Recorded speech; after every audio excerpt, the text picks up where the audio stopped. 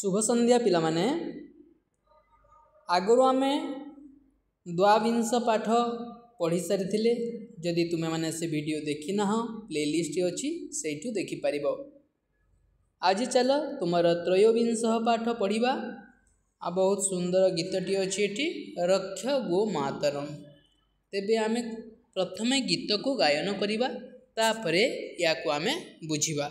Okay देखो रक्ष रक्ष मातरम रक्ष गो मातरम सा ददाति हितकरम क्षीरमृत सन्निभम धेनु क्षीर घृत दधि बालपुष्टिकारकम बुद्धिवर्धनोचितम सद्गुण प्रदायकम गोमूत्र गोमय देह शुद्धिकारके सस्य धान्य वृद्धये सर्वदोपकारके। तो पिला माने एथिला तुमर रक्ष गोमातरम। तुम्हें माने मध्य एही बोली गाइबा अभ्यास करिबो। चलो या को आमे बुझी नबा। रक्ष रक्ष मातरम। मातरम माने हला मांकु। मांकु रक्षा करो। क्यों मांकु? रक्ष गो मातरम से माँ हेले गाई माता हला गो माता। गो माता को रक्षा करो हला। सा ददाति हितकरम से कौन दउछि हितकर। हितकर कौन? क्षीर। क्षीर दउछंती गो माता हमको हितकर क्षीर दउछंती जोटा हम स्वास्थ्य पई बहुत हितकर अटे। अमृत सन्निभम एवं से क्षीरटा केमिति अमृत सन्निभम अमृत तुल्य अटे अमृत सदृश अटे हला। आमे क्षीर पीवा द्वारा आम देह सुस्थ रहे तेणु ताहा अमृत तुल्य अटे। धेनु क्षीर घृत दधि। धेनु माने हला गाई। गाई कौन कौन दिए? क्षीर दिए घृत घी दिए। घी केमिति दिए? से क्षीर रु आमे घी प्रस्तुत करूँ। दधि दही दिए। दही केमिति हुए? से क्षीर रु पुणी दही मध्य प्रस्तुत हुए हला। तो गाईर क्षीर रे घी दही ए सब तैयारी हुए। तेणु गाई आमको कौन कौन दिए? क्षीर दिए घी दिए दही दिए। बाल पुष्टिकारकम जोटा कि शिशु मानक पई। बाल मान है शिशु है छोट पिला जोटा छोट पिला मानक पई पुष्टिकारक अटे है तांको स्वास्थ्य गठन रे ताहा सहायक होइथाय। बुद्धि वर्धनोचितम एवं तांकर बुद्धि को बढ़ाई थाए। से क्षीर पान करने द्वारा आमर बुद्धिर मध्य विकास होता है।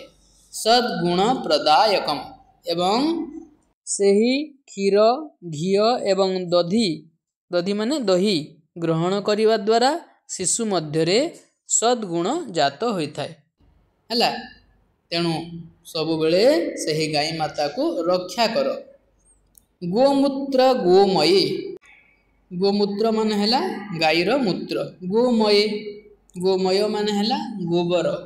गाईर मूत्र एवं गाईर गोबर देह शुद्धिकारक। देह को शुद्धिकारक करिथाय माने देहर शुद्धता को रक्षा करिथाय। गोमूत्र पान करिबा द्वारा हला तमे माने देखिथबो जेते बेले पूजा पाठ करा जाय ना पंचगव्य पान कराए। पंचगव्य माने कोन हैला? पंचगव्य माने हैला गोमूत्र गोमय क्षीर दही एवं घृत ए सब मिसई की सेटा पान करा जाए जा द्वारा देह शुद्धि होता है। तापर पूजा पाठ रे बसी की चंडी पाठ हैला विभिन्न पूजा पाठ करिथांती। तेणु गोमूत्र एवं गोमय देहर शुद्धिकारक अटे। देहर शुद्धता को रक्षा करिथाय। शस्य धान्य वृद्धये। शस्य एवं धान वृद्धि रे मध्य गोमय माने गोबर सहायक होता है। देखिथिबो खेत रे गोबर पका जाए जा द्वारा शस्य भल भाव में बढ़ी पारिबो हैला। माटीर उर्वरता वृद्धि पाइब शस्य भल भाव में बढ़ी पारिबो। तेणु खेत रे गोबर पका जाय थाए। सर्वदा युक्त उपकारके सर्वदोपकारके एवं सही गोमय हैला गोमूत्र हैला सेटा सबु बेले उपकारक अटे हैला। तेणु सबु बेले गाई माता को रक्षा कर है। गाई माता को रक्षा करने द्वारा आमर बहुत किसी लाभ होछि ना। तेणुक कौन आम कौन करवा गाई माता को आम रक्षा करवा। तो तो ये अर्थ मान पे मातरम मान है माँ को, अमृत सन्निभम अमृत सदृश, गोमूत्र गोमये गाईमूत्र और गोबर, धान्य वृद्धये धान बढ़ाइबापी, सर्वदोपकारके सर्वदा युक्त उपकारके सबुबले उपकारक है। इदम गीतम कंठगतम करोतु यही गीत को कंठस्थ कर कही पढ़ तुम मैंने गीत गाइब तापर अभ्यास करवा आम रक्ष रक्ष मातरम। तो प्रथम ती कौन हम रक्ष हे पिला मैंने ये अभ्यास कार्य ना संपूर्ण ओडिया लिपि संस्कृत भाषा एमती लिखिपर नहले एमती लिखिले भी हे रक्ष रक्ष मातरम एठी रक्ष लगे सा डैश हितकरम सा ददाती हितकरम एठी ददाती लगे है। तुम ओडिया लिपि संस्कृत भाषा लिखिपर डैश अमृत सन्निभम क्षीरम अमृत सन्निभम एठारे क्षीरम हो। मातृभाषया अर्थम लिखतु मातृभाषा रे अर्थ लिख।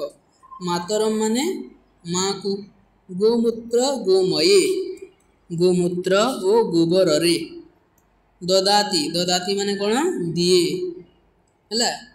सर्वदा सर्वदा माने सबुबेले, बालह बालह माने कौन शिशु छोट पिला बालह कह जाए। तापर 3 नंबर स्तंभ मेलनम करो तो स्तंभ मिलाओ।